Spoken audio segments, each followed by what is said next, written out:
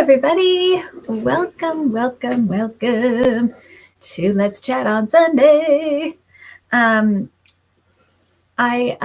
wanted to start by, today's just going to be me and my guides answering questions about spiritual things or spiritual questions or things that have happened to you that you don't understand and you want to understand better, or anything that may come up for you. And I'll do my best to either answer it myself if it's something that I've either experienced through readings or experienced through teaching or something like that. Or if I can't, then I will ask my guides to chime in. They tend to chime in anyway, so that's fine. That's fine. So I wanted to just let you know that. And so that's what we're doing today. I wanted to bring in first a message that I've been getting all week. And I feel like it's, I may put it in a regular video as well, but I just wanted to bring it up today since we're all together today.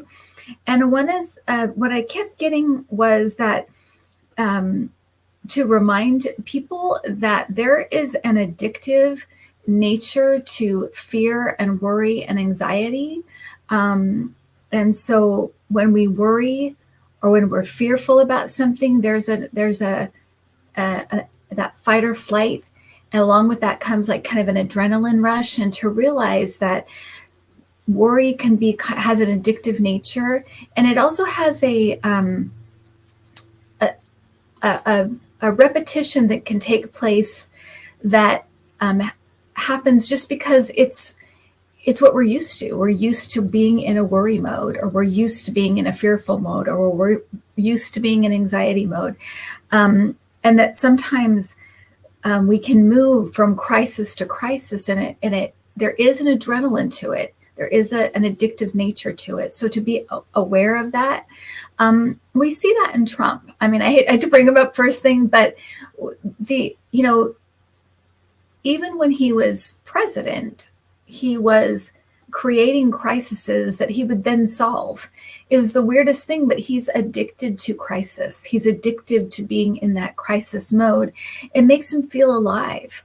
And so to be aware that even the news that we would consider news that maybe we trust more, they still work in a field where putting out fear or making people fearful will make them tune in.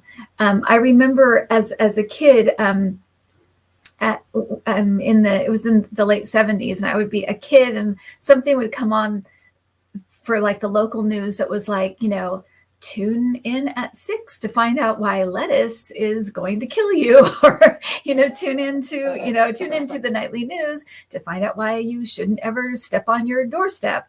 It was things that were like everyday things that they were trying to create fear so that we would have to tune in and find out what's going on. So there is a fear that every news station, even the local news, will use to get you to tune in. And so to be kind of in an awareness mode where you're realizing that, oh, this is a thing.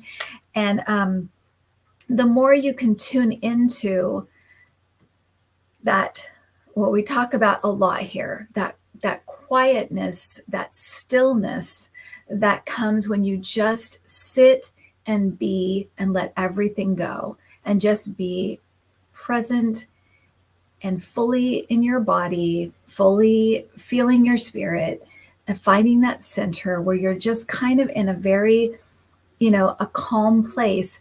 The more you can be in that, the more you can recognize the other stuff. When you'll recognize when you start to worry, whereas before maybe it was just a mode you were always in. The more you have those stillness moments, and the more you can get comfortable with that, the more you'll recognize the other one as being the dysfunctional part, the not so, the part that makes your heart race and the part that makes you feel uncomfortable. So having that contrast is really important because it just helps you to recognize it. Okay, so I've just been getting that a lot lately, that reminding us the addictive nature of fear and anxiety and worry. Sometimes I'll talk about a problem, and everything's going to be okay, and then it'll be like, but what about this problem? But what about this problem? What about this problem? It's, that it's like trying to get out of that mode. And some of it's just the mode we've been in since about 2016, where it's just been like this kind of an onslaught of just negativity and worry and what ifs and all of those things. So but the more you can have those moments of stillness, the more you'll recognize those other moments as being not as necessary, and also recognizing them for what they are, right? Okay, so I'm going to go up here, and you can ask whatever you want. It's not really on this show, it's not really like, do my guides have a message for me? It's more of a general nature. So if you have an experience you don't understand, like I had, an outer body experience, I'm not sure if it was an out of body experience, can you ask us? That kind of is about the whole experience of out of body experiences. These are kind of questions that can educate all of us about something. So I hope that is understandable, but feel free to ask. And if it's not appropriate for today's thing, then I'll just skip it. So, but you can put whatever you want. So I did have a question that I popped on early to check my modes, which I always do. And there was a question from Gina that seems to have disappeared, which sometimes will happen, but luckily I did see it. And I thought it was a very interesting question. So I did want to pose it to my guides, and it's kind of the question of, what do spirits do on the other side? What do we do on the other side? Do we just, sit around and be peaceful? Do we have jobs? Do we, what do we travel? What do we do? So I'm going to pose that question to the guides, and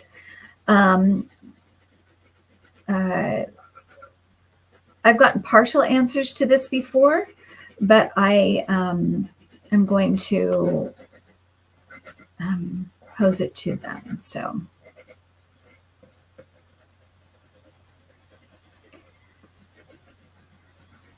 okay, so they're like, we have to kind of not dumb it down, but make it smaller so that it makes sense to us on the earth plane, because our scope is limited, and it's by design, but it is limited. So they want to put it in a scope we can understand.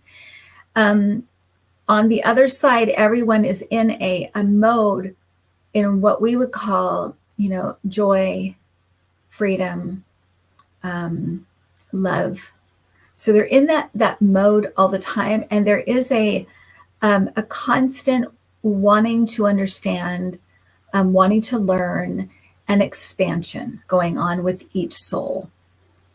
There's also a innate need to create, to be creative, and so.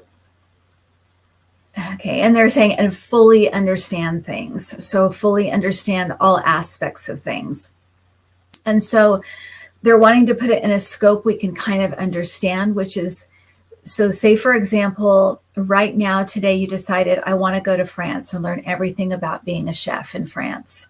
So imagine that as soon as you said that, you were there.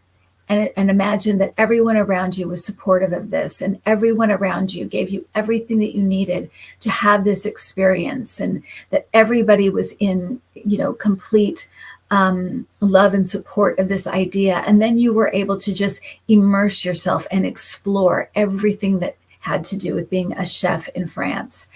And then when you were finished, if you felt like you had learned absolutely everything you wanted to learn, then you could say, I want to be a swimmer in Australia. And then you would instantly move to Australia, and everybody would be in complete love and support of you being a swimmer in Australia. And they would be, love you and be so happy for you. That's the mode that you're in all the time. On the other side, you have this freedom to explore, and the love and support of all of your spirit family, all of your spirit friends, and then we have things where we team up to learn things and to explore, and that's where the earth plane comes in, right? Earth as spirit families that come here together and to learn. And they're also saying that the way we see, think of the way we see countries. If you go to another country, you have a different language and different foods, and you have different things that a different history, and you have a different clothing that you wear. They say it's the same thing as going to another planet there. So you would go to another planet to have these completely different experiences. They're saying the earth plane is the densest, most separate. You have the brain that completely gives you that illusion of separateness, and the ability to kind of be in your own experience and to kind of block out other experiences. It's the most focused kind of experience where everything is blocked out, and you're kind of in this encasing that just seems to be separate from everything. And many people love the earth plane because of its depths, and they're saying like the depths and the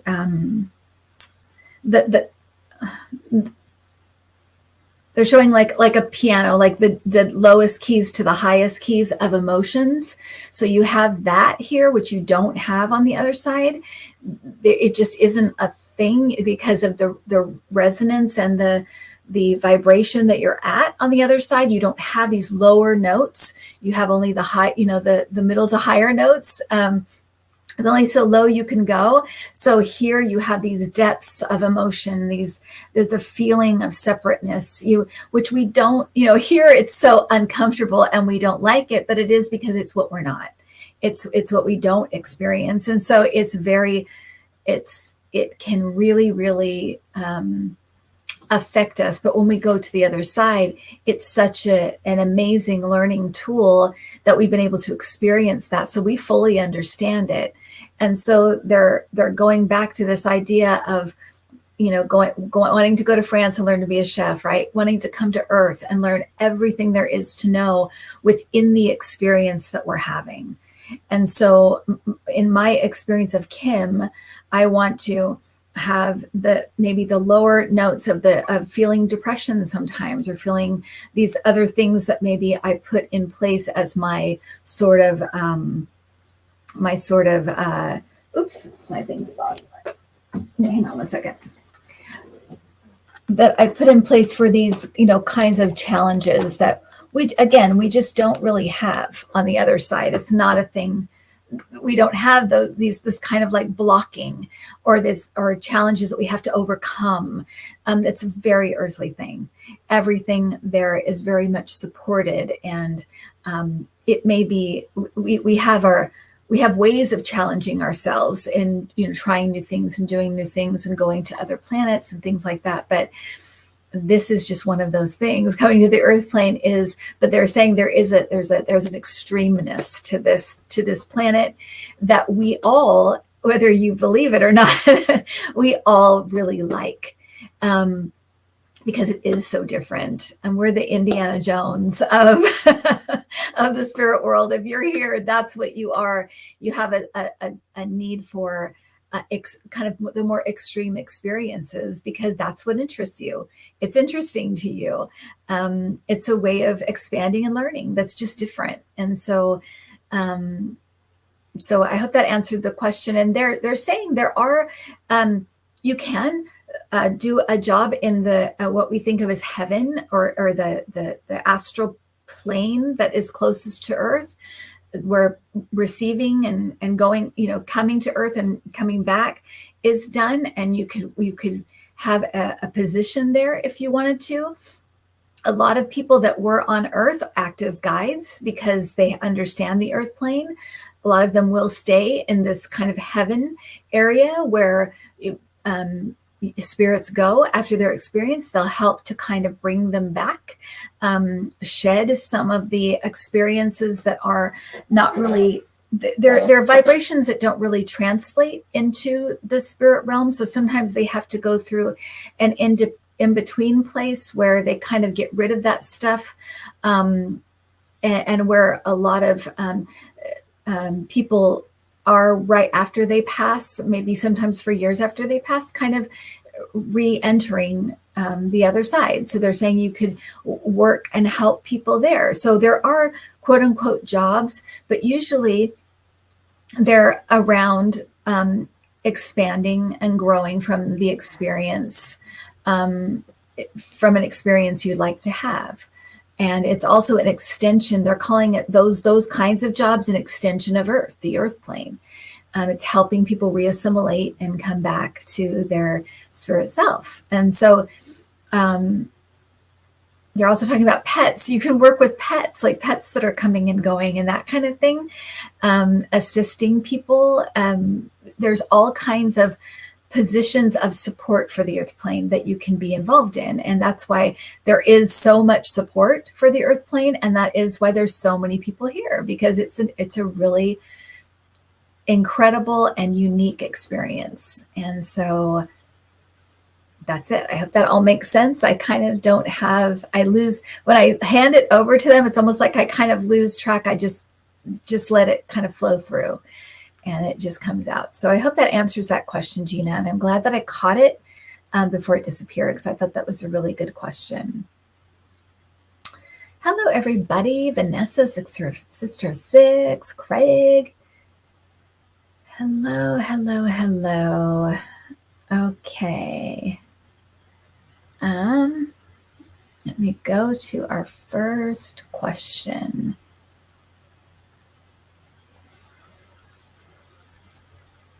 Okay. Do the guides have any tips about removing ancestral karma, trauma? Okay.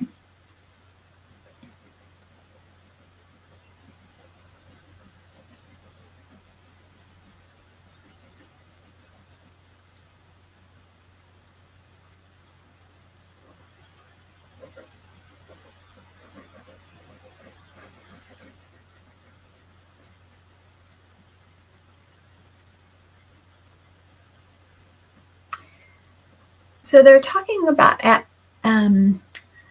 ancestral. I feel like they're going into because they're calling it like ancestral drama, like things that have happened in the family or through the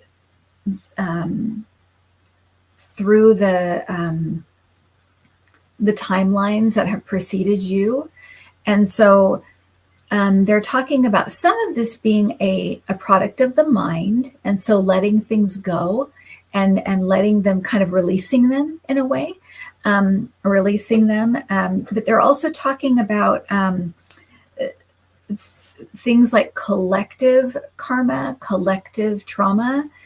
So that would be more kind of what you're talking about, where it happens to maybe a group or for a period of time, to certain timelines that have been affected by certain types of trauma.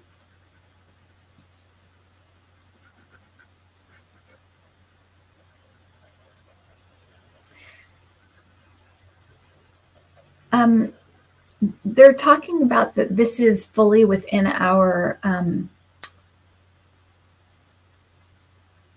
anything that has to do with us and our timelines is fully within our control. And they're saying the most powerful position you can be in to let go of something like this is to be on the earth plane, kind of remembering it in your mind or knowing of it, and then allowing it to kind of sending it back to source, the negative parts of it, sending it back to source, and kind of retaining the lessons and understanding that came from it, because you don't want to disintegrate the whole experience, because that would kind of that would be counter to what you're trying to do here, which is to have experiences integrate them and learn from them and understand something fully. So you don't, but the part that is the trauma part, they're calling it kind of the kind of more like a black hole where it doesn't really, it's just there and it's not really serving any purpose. And that's when you kind of want to find those things and let them go. They're looking at things like quantum healing and things where you can go back and pinpoint certain things that maybe they're not serving you anymore, or they're holding you back from something, so you can let those things go and really just asking them to be released. The most powerful tool we have is to recognize something. When you recognize it, it kind of loses its power. It's like when you have a fear and you pinpoint the fear and where the fear comes from, it kind of takes away the power of the fear or the anxiety that comes up for no reason. It takes that power away when you know where it's originated. So they're saying just kind of knowing where the origin is and then releasing it, letting it go, and acknowledging this part of this doesn't serve me, or it doesn't serve my ancestors anymore. We've learned all we can from this. And now it's almost like they're showing like weights, like weighing you down rather than just having the experience and learning from it. There can be these really dense, lower level energies that don't really do anything anymore. They just kind of weigh you down. And those kinds of things you can just let go of, but you kind of have to pinpoint them and know where they are. And then once you do that, you can name them and let them go. Okay, so I hope that answers that question.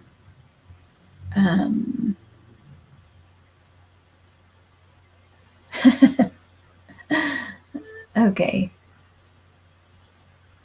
Why is the world weirdly obsessed with celebrity? Travis Kelce and Taylor Swift. Okay.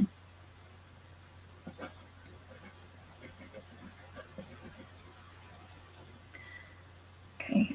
So they're saying that this is a form of trying to. I'm getting chills with this. So what I'm about to say is correct, at least on some level. It's correct. They're saying it's gone on forever. It's gone on forever, and what it is a wanting to gather around something that gives the appearance of finding connection with other souls. And so if I like Taylor Swift and you like Taylor Swift, we have a connection. We've connected with this person. So they're saying the person is interchangeable, which we've seen, right? So that's true. The people are interchangeable. The famous are interchangeable. It's the connection around them that is the part that is us trying to find connection with each other in any way that we can, because it's something that we lack here. It's something we do. We have connections, but not like we do in the spirit realm. So any opportunity we find to connect, even if it's around something negative, right? We've seen that as well. There's this need or this deep desire to connect in some way. And so these celebrities, it's just one way that people have found to kind of connect around something, but it's interchangeable. It can be a political party. It can be a country, during a time of war. It could be, coalescing around a war or some kind of support for the country. So the things are interchangeable, but celebrity or like finding a person is one thing. And if I like this person and you like this person and they like this person, we're all connected in some way that has to do with this person. So they're saying that it's almost like the person is irrelevant, or the object of the celebrity is irrelevant. It's the way that people want to find connection in any way possible. It's something that we crave because it's something that we're kind of it's built into it's part of our spirit self, is that connectedness. And so we're always looking for that and trying to find it in different ways to help us feel what we feel at home all the time. We just feel it naturally. We're just all connected there. We don't have this illusion of separateness. So it's the combination of the illusion of separateness and wanting to connect with each other. And so there you go. So they are as irrelevant as you think. They're just a tool to connect, right? Okay, so I hope that makes sense. Okay, and Gina, I answered your question at the beginning, and I thought that was a great question. So I got that at the beginning. I hope you heard it. Okay.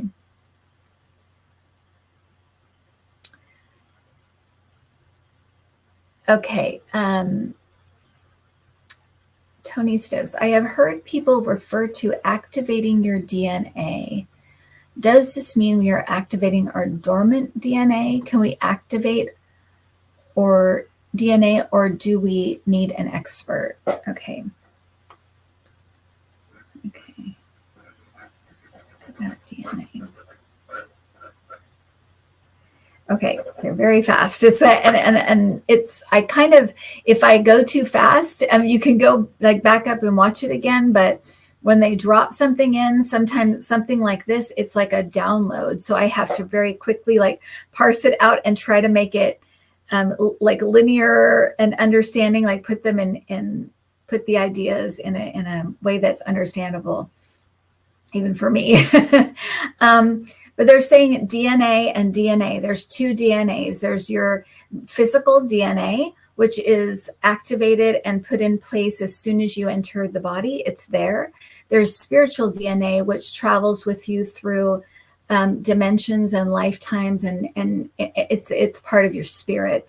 And they're talking about it being kind of the you have a spiritual kind of individuality makeup that you are. They're showing like lines and things like mesh like this, and we all have our own sort of almost like a fingerprint of our soul. That's always the same. It's always been, it always will be. That's it. And it's how we recognize each other as, oh, you're different than me, and you're this, and I'm this, and we all have that. It's our difference that is, it always has been, always will be. And then you have spiritual DNA, which is all of your spirit experiences that you've had as a spirit everywhere, and not just the earth plane, but anywhere that you've been, any experiences you've had. And that when you do something like a quantum healing session, that is tapped into. Your spiritual DNA is tapped into. So there are ways to tap into this spiritual DNA. And that's something that kind of you can really learn from. You can shift. You can, it's imprinted, but it's imprinted in a way that is expandable and kind of you can clean it up in a way. You really make, if you think of like little molecules or something little, you can expand certain things and shut down other things. So it's malleable, and wherever you are. So it's a collection of experiences, but you can kind of shut down or ignore certain experiences if you're like, okay, I've gotten enough out of that, or it doesn't make any sense to carry that around anymore. And you can expand other ones that I got a lot of out of this. So it's just kind of to me, it almost seems like a spiritual record keeping program that we just have within us that we can kind of shift and awaken and change. And so if you're in a situation on earth where you're going through something where you're wondering about, why am I depressed all the time? And you go into a quantum healing session and you start to like look into your spiritual DNA, so to speak. And you find that, oh, I had all of these experiences in this other lifetime where I was really exploring depression and sadness and stuff. Well, this is kind of, whenever I get depressed in this, I'm kind of tapping into that. So I want to kind of deactivate that or make that smaller so that the depression here isn't so big and I'm not tapping into that anymore. So it is a type, I guess we think of DNA as being scientific, and there is that aspect of our DNA, but I feel like too, they're connecting something between our DNA in our physical body that kind of leaps over when we pass away as a person. The DNA is still there, but there's a portion of that DNA that goes into our spiritual DNA to remember the fullness of this life and this experience as the physical person. So there's that as well. But to me, they're making me feel like there's something about our spiritual DNA that's more malleable.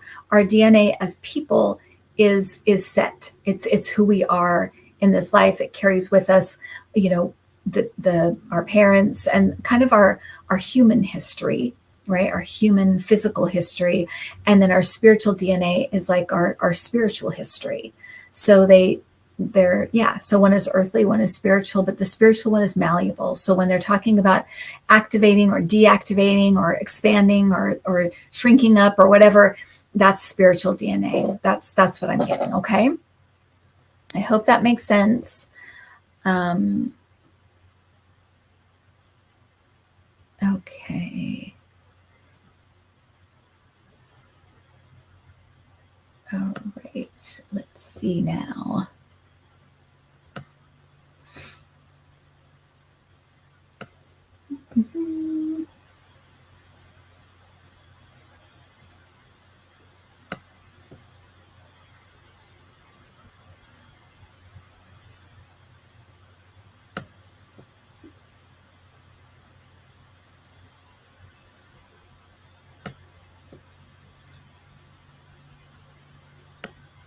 Yeah, we all have PTSD from 2016.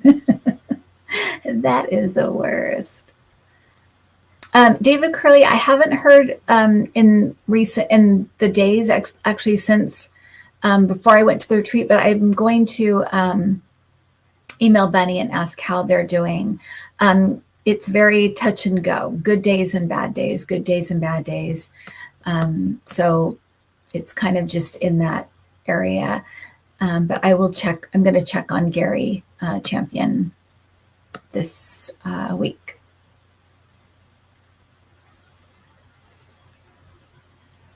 Okay. Sassy Sarah asks, are major illnesses a life lesson or just a random luck of the draw?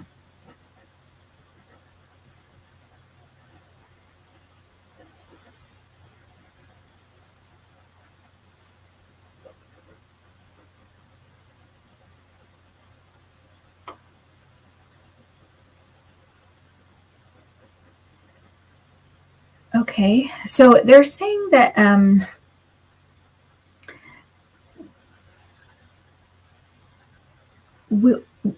coming into a life, we know all of the possibilities, millions of possibilities. We understand and we take in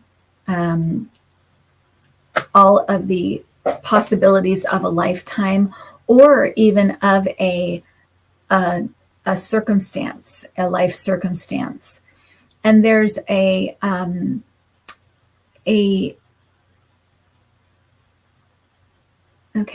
so the life, when we come into a life, there is a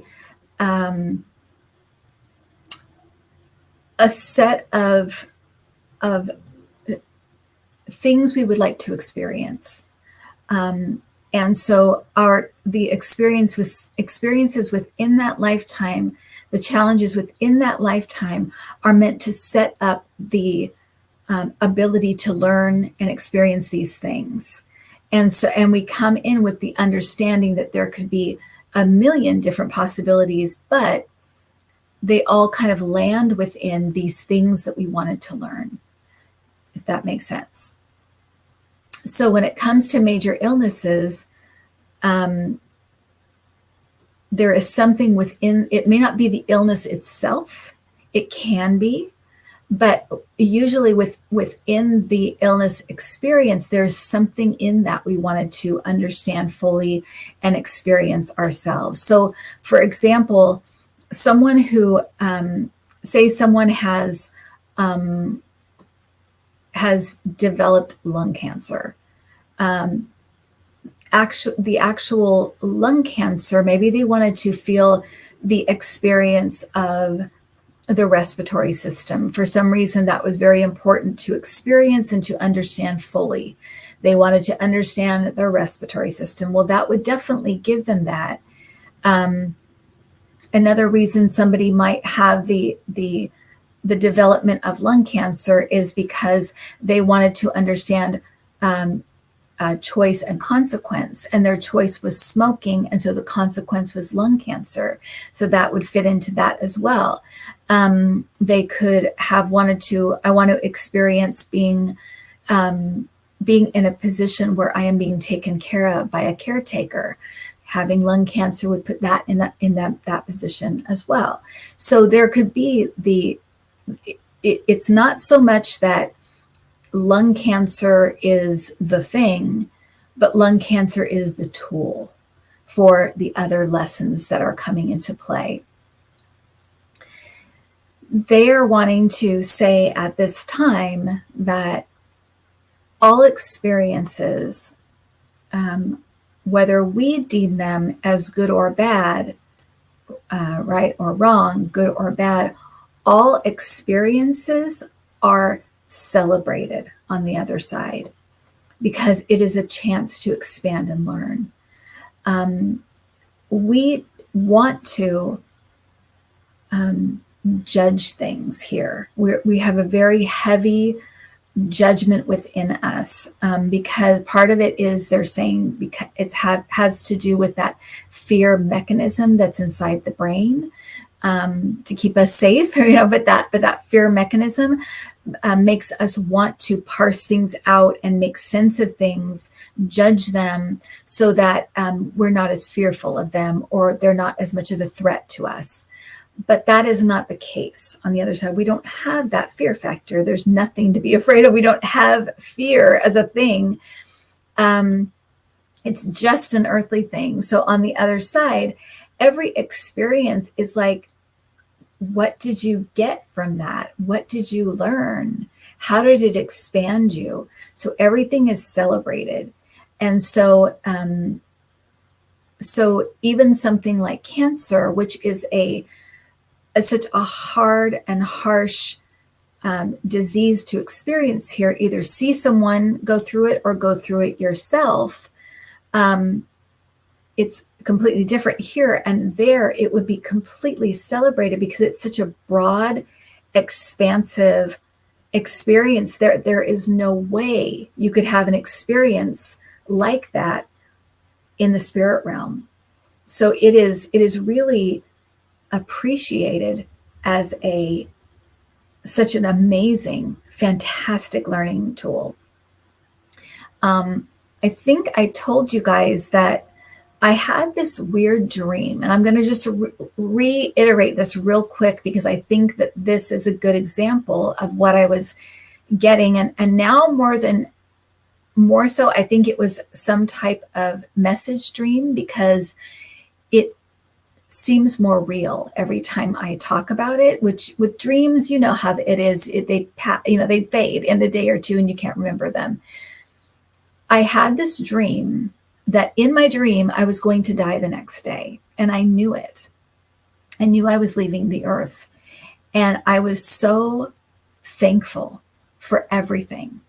I was so thankful for, I remember looking around the landscape and being thankful for the mountains and thankful for the sky and just trying to take in every little thing that I could.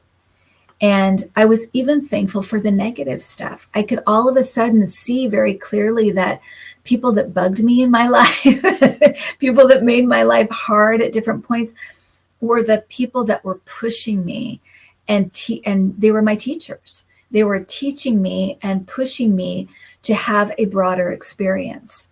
And on the earth, I would see it as a negative experience, but there it would just be a broader, bigger experience pushing me to go more so, and learn more and more. So I had a completely different view of everything negative on the earth. It just seemed like it was all perfectly placed as tools of learning.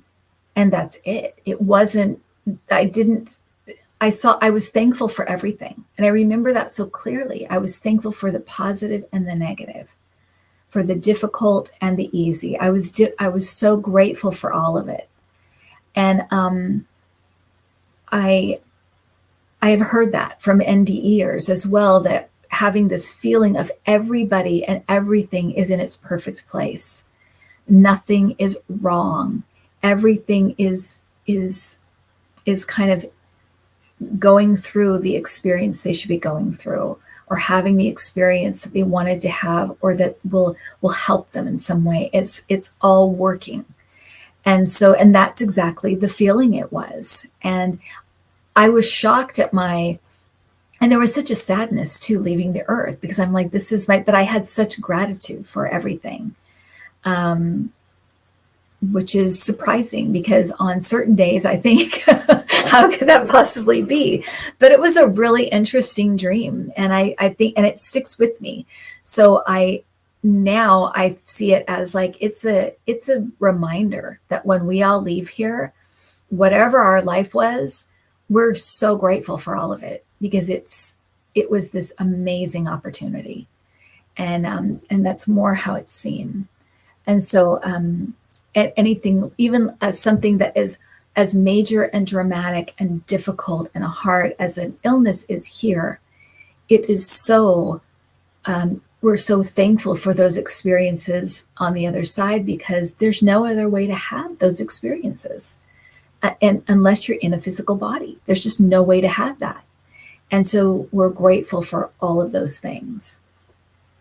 So I hope that every time I'm like, I hope that makes sense, because I'm just kind of letting it flow as I'm kind of just leaning on my guides right now. Yay. Okay. Oops. Okay. So 1 second.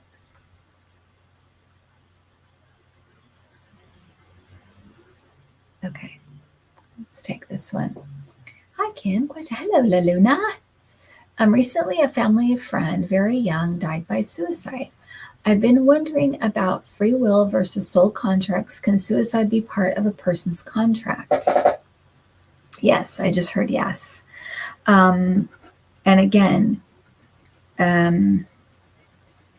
think of it more as not good and bad, which is how we would see a suicide here. We would see it as extremely sad, negative, bad, all of these things, because all of the emotions that accompany it are heavy and hard, right? So this is bad.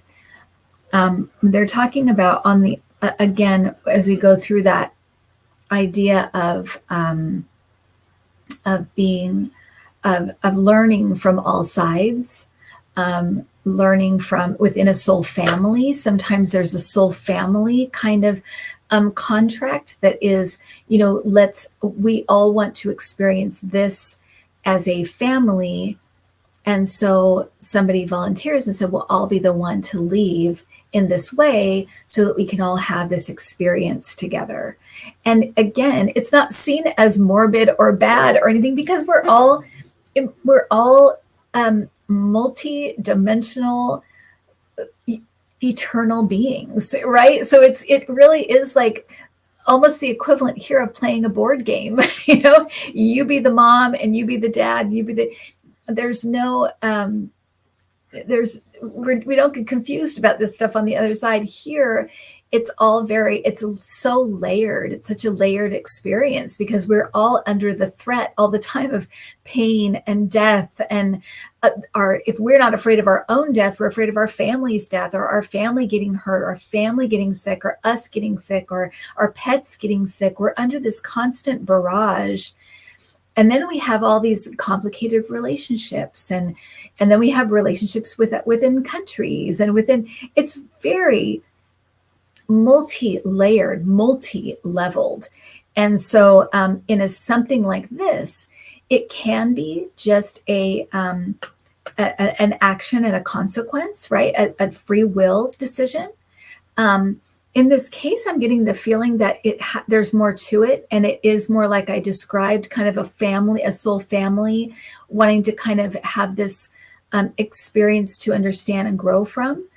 But it can be different things. And And that's why it's very important. This is what they're saying, is that when we have what we would see as a negative experience, and a very negative experience, like a death or an illness or a suicide or something that kind of rocks us in some way, ask yourself what you're feeling, what you're learning, and later on what you gained, because a lot of times that will tell you the story of why it happened. Sometimes we can see these things as we move past them. Sometimes we can see them in the moment. I had a recent passing of I'll just say someone close to me, and immediately I was so thankful that I was a person who never judged them. I felt like they were judged by other people a lot, and I was so grateful that I did not judge them, and it taught me something about judgment. It made me know in the moment that it's a good idea to try. And I know it's hard when we're in a world where we judge even outfits on a runway. It's hard to not judge, but how important it is not to judge people, and how thankful I was that I was not one of the people who judged this person harshly, that I really, I loved this person, and I really tried to find the ways that we were the same and could connect, rather than focusing on maybe more of there were probably more ways we were different and disconnected, but I really strive to focus on the positive and the way we could connect, and really moved into non-judgment with this person. And so that is an example of something I learned right in the moment of their death. And then later on, there were more things that I learned and more things I could take away from it. So it is,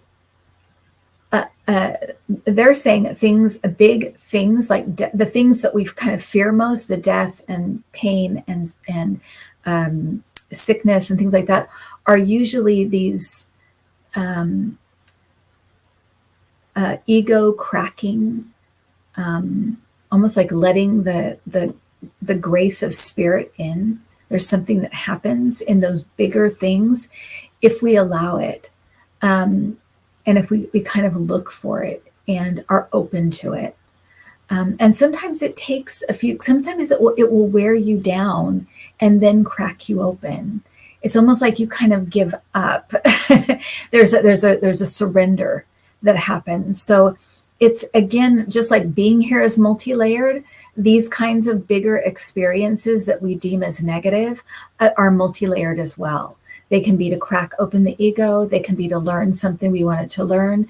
They can be to be in support of somebody else who wanted to learn something. So kind of moving into those questions of, what am I feeling? What are my emotions about this? And as you move past it, or what am I learning now? And then as you move past it, what did I learn? What did I gain from that? And that usually will tell you the story or give you an idea of why. Because that's always the question we have, right? Is just why. And usually those answers that you give yourself through something like that can give you some of the answers as to why, on a spiritual level. Okay.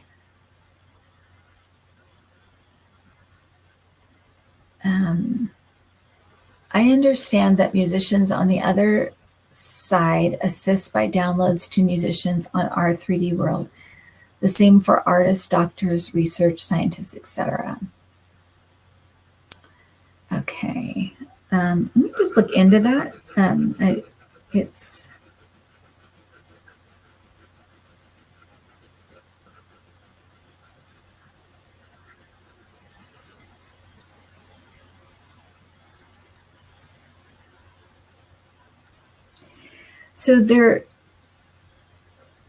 Okay, so this is, okay, I'm going to get into something that's confusing, but So on the other side, everything is happening all at once, which is a weird concept to think about. All time is happening all at once.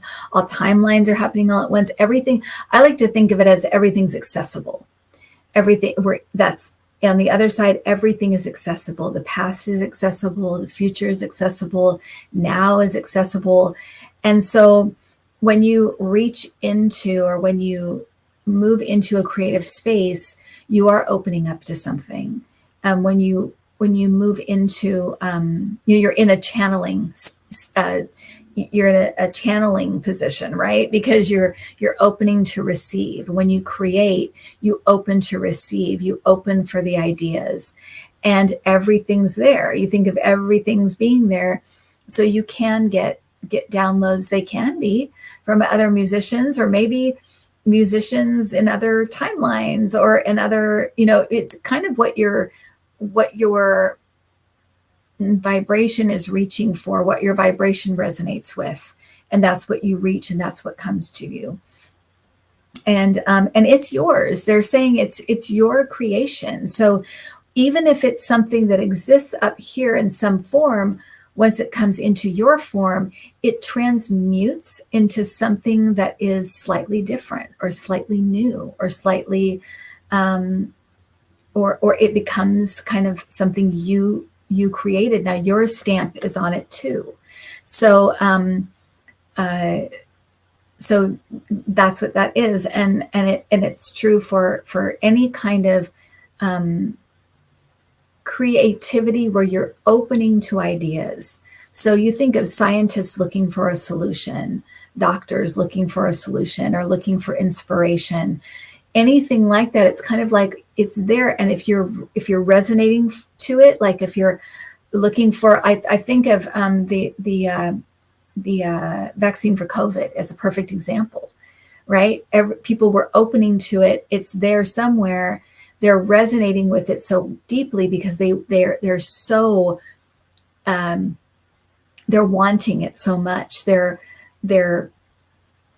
manifesting it, right? Because they're completely in line with it, and there they go. They pull it down. Not just one person, but several, because they're all in line with that information. So they're pulling it down, and they're all resonating with it, and so they're able to connect with it, and it comes down in a little bit different, right? Everybody's it's the same kind of thing, but you've got Moderna, and you've got the different, I can remember what they are now, but you've got the different things, and they're all a little bit different, but it's basically the same thing. They just aligned with it, pulled it down, and there it is. And we all have that. They're letting me know, and letting you know, we all have that power. And it does depend on kind of desire, but also the need for it, and not in a desperate way, but in a curiosity way, that these things are all open to us. And that the universe wants us, because they want us to have the fullest experience we can here. They want us to have whatever we want. It doesn't, things that seem to matter so much here don't have a place even. I mean, where does money fit in the spirit realm? It doesn't. And so, but it is a great tool to learn from, right? If you're very, very poor, you learn a lot. If you're very, very rich, you learn a lot. And if you're poor and you want less of money to come in, and you want to manifest that, and you start aligning with that, the universe wants you to have that experience, because you will learn something from it. You'll take something away from it. And that's the point of being here, is taking as much as we can away from the experience, with that experience. So it's not like something's being kept from us. It's our own kind of like limitations. And also maybe what I'm picking up is it's our own remembrance of what we wanted to learn. So if we're here and we struggle with money a lot, there may have been a real reason that we wanted to kind of have the experience of lack, right? So even though we think, I really, really want money in this lifetime, I really, really want more money, there may be a part of us that is overriding that because our intention coming in here was, I want to learn from lack. I want to learn from lack.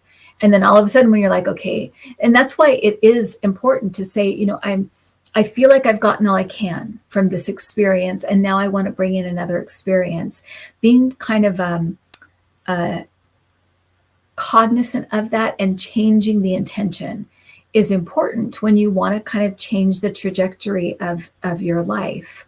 And that is why I did the cards that I did of intention, because intention is right in front of all of that. When we come here, we have an intention of how and what we want to learn, and the cooperation with other spirits that we bring in with us. And when we're here and we feel like, okay, I feel like this experience has kind of run its course, we can change the trajectory, but we have to do it consciously and be aware of, okay, I've gotten all I can from this, and now I'm bringing in another experience. I'm consciously bringing in this experience, not only as my earthly self as Kim, but as my spirit self that wants to just have more experiences. That we are fully in control of that. Part of it is that we forget, because that's the experience of being here. Part of it is we get very locked in to what we wanted to learn. It's like, I've learned this, I've learned everything I want to learn, I just want to learn this thing. We get locked in that way. That's why it's important to be able to sit in stillness and try to get to know your guides, or spend time with your higher self, or move into that. That's why it's important, and that's why it's happening more and more, so that we do have more control while we're here. Now that we're kind of in an evolutionary part of our existence as spirits on this planet. We're evolving, and part of the evolution is going to be having more control and kind of bringing that spirit ability to manifest, to create. It's going to be happening more quickly and more fully as we are able to bring that to the earth plane and work through that kind of resonance, rather than this very dense, limited, earthly, for lack of a better word, energy or resonance, vibration. That's what's happening. And so more and more you will see people pulling out of situations that aren't serving them anymore, pulling out of situations that they're not comfortable with having anymore. They don't want anymore. They want to move into something else. And so, but just know that you do have full control over that. It's our limitation that makes us think we don't. Or, so moving into that understanding is really important when we want to change something or create something or make something different in our life. Okay. And it takes time, and it takes a willingness to kind of let go of some of these ideas that we have. I've been poor. We've been poor for 3 generations, so I'm certainly not going to change it. Just that limiting thought and that limiting belief is enough to keep you there. It doesn't mean it happen overnight, but when you've kind of, and maybe that may be a bad example, but opening up and saying, okay, I felt like this is done. We need to move on from this. Now I'm opening up to all of the ways that I can change this trajectory. And just being aware and awake, you start to see symbols and signs and signposts and opportunities that come that maybe you would not have even noticed had you not been so focused to looking at any of the ways, or looking for any way, any possibility of changing this. That's the other thing that we kind of get that will bog us down, is that we assume there's only one way this can happen, or we can only imagine one way of it happening. If I'm poor, I only think winning the lottery can make me rich, or I only think winning the lottery can get me out of poverty. So if that's the only way, well, it can still happen, but it may take, 60 years, because that's your scenario, not the universe's scenario. The universe, there's a whole bunch of ways, but you have to see them. So, yeah, I don't know why we got onto that, but I hope that makes sense in the answer to that question.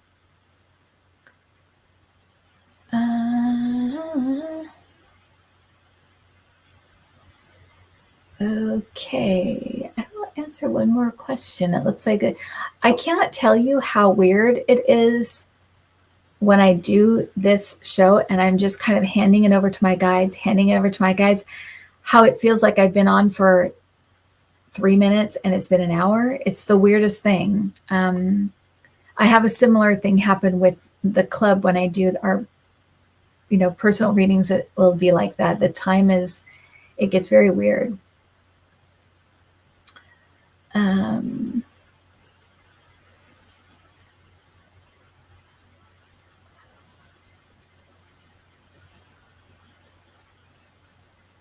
Okay. Let me see. One last question.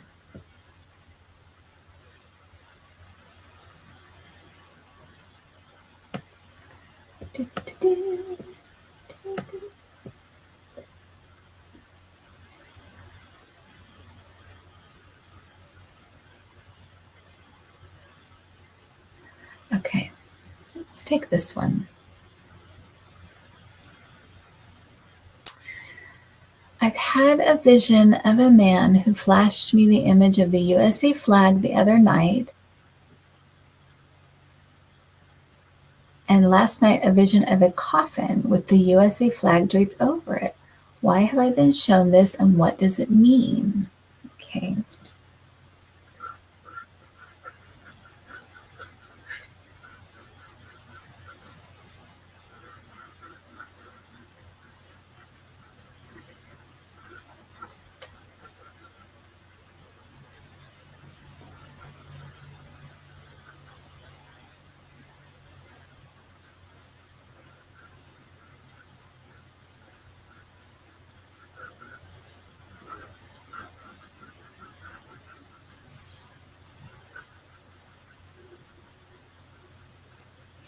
So I feel like this could be,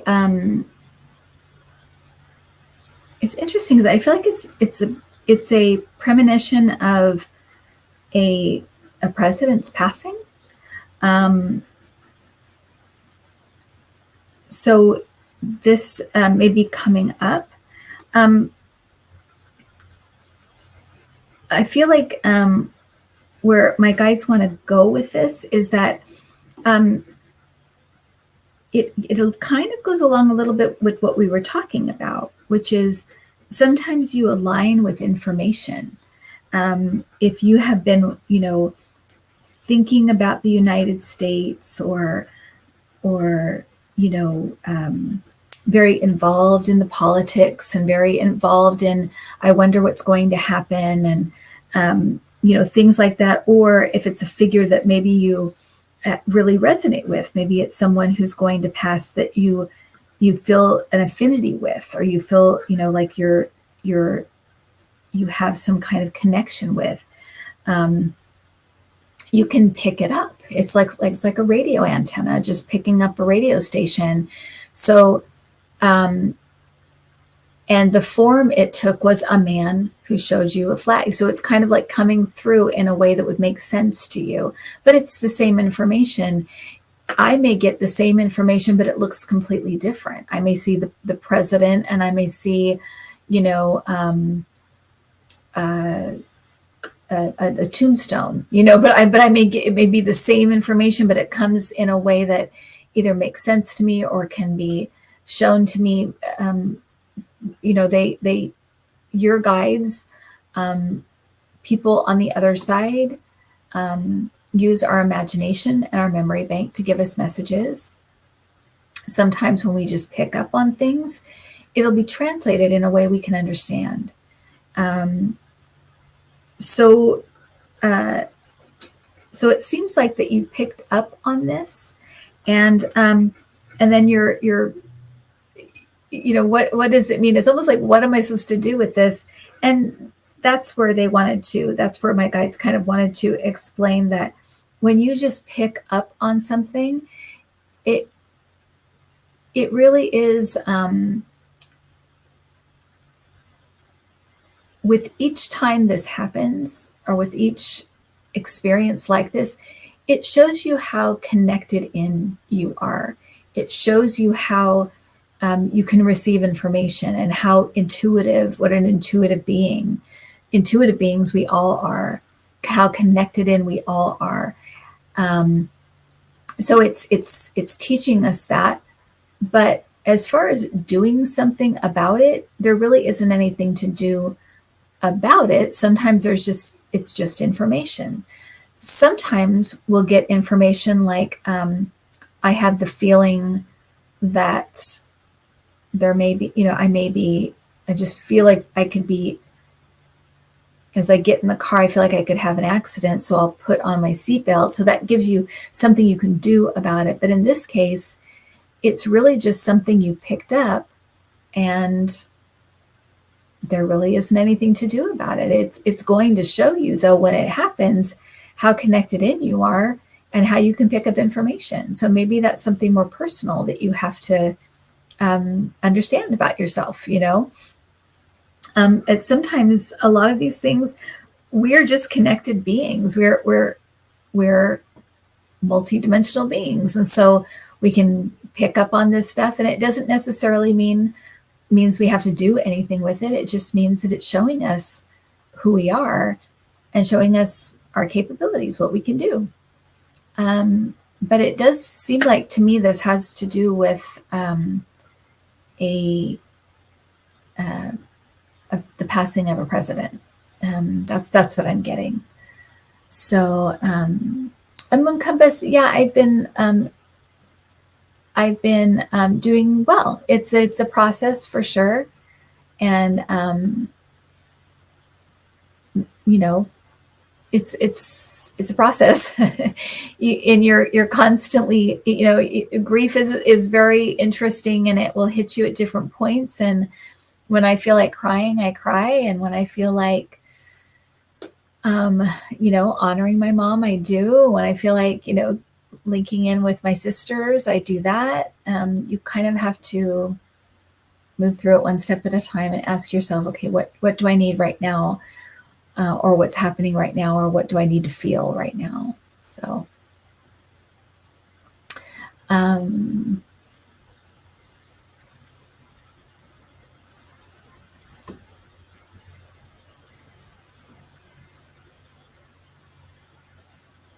okay. Do individual souls ever reach a state of total learning? Of course, Rob will ask this question. What do individual souls ever reach a state of total learning such that we either merge back to God or choose to cease to be?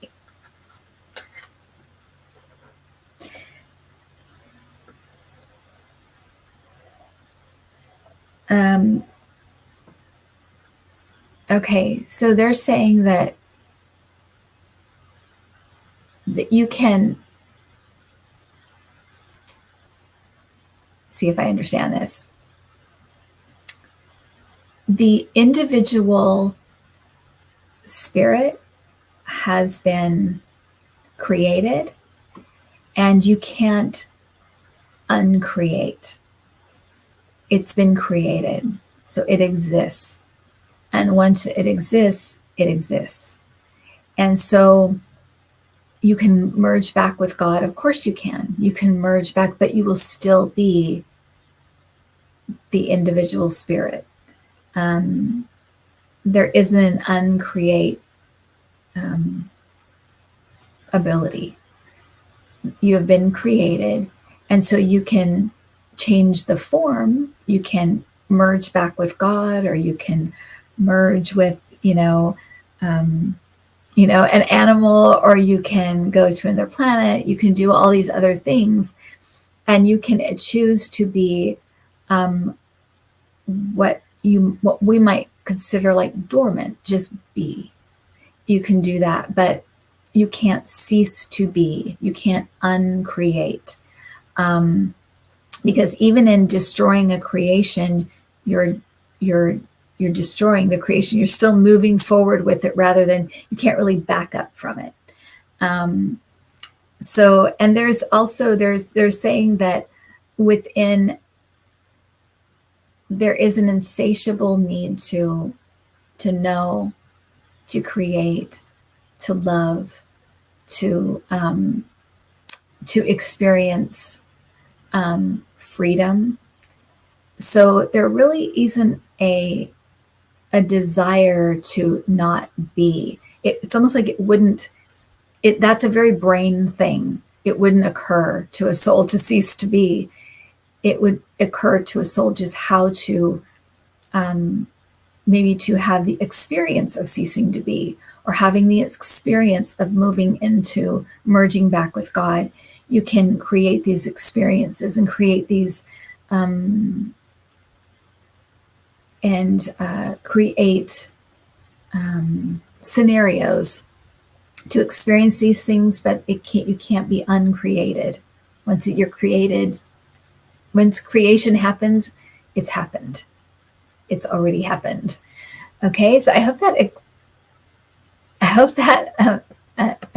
answers that, Rob. But that's a great question. Okay, everybody.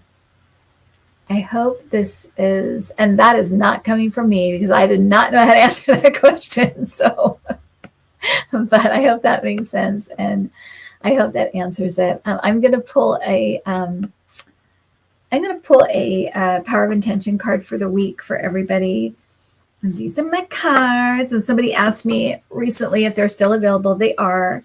I do have some in my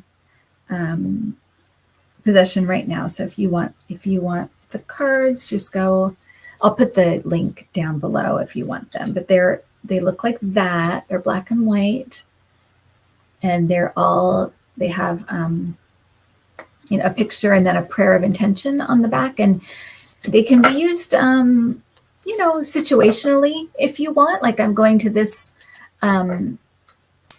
event, or I'm going through this thing and I want to pull a card for that. Or they can be used, daily, monthly, whatever. I usually say if it's a big thing that you're really wanting to work on, then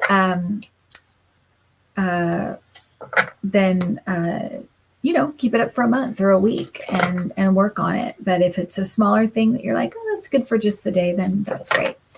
All right, so I'm going to pull a card for the week for us, asking Spirit what we should work on, what would help us right now. Aw. Okay, so I pulled the card of tenderness, and that's the picture. Little leaf with the raindrop, and it looks like that on the back. So tenderness. So here is the prayer, okay? Today, I've got my glasses. Yay, I've got my glasses here. An old pair, but that's okay. Okay, today my prayer of intention is tenderness. May I be willing to have gentle tenderness for people, animals, and nature, to bring soft tenderness into the world. Okay, so that is our card for the week. And I will see you guys next week. I think I'm having a guest next week, so we will see if that works out. If not, I will answer your questions again. It's always fascinating because I don't know the answers to these questions. Once in a while I do, but not usually. Okay, everybody, thanks so much. Have a great week. Have a great Sunday. Oh, and I want to say thank you to Anita. Thank you, Anita. All right, everybody, have a good one. Talk to you soon.